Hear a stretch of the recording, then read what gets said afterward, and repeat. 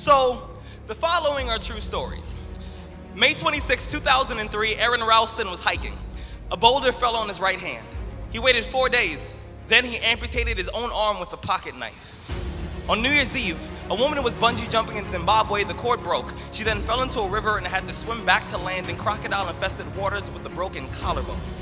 Claire Champlin was smashed in the face by a 5-pound watermelon being propelled by a slingshot. Matthew Brobus was hit by a javelin. David Striegel was punched in the mouth by a kangaroo. The most amazing part of these stories is when asked about the experience, they all smiled, shrugged, and said, I guess things could have been worse. So go ahead. Tell me that you're having a bad day. Tell me about the traffic.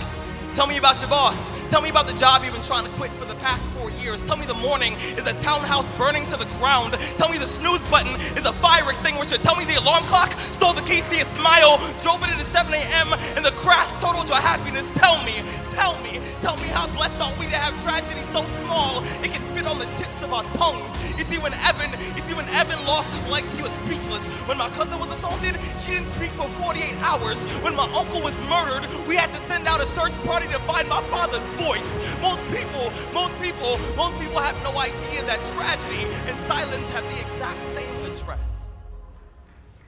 When your day is a museum of disappointments hanging from events that were outside of your control. When you find yourself flailing in an ocean of why is this happening to me? When it feels like your guardian angel put in his 2-week notice 2 months ago and just decided not to tell you. When it feels like God is a babysitter that's always on the phone. When you get punched in the esophagus by a fistful of life, remember that every year 2 million people die of dehydration. So it doesn't matter if the glass is half full or half empty. There's water in the cup. Drink that shit and stop complaining. You see, muscle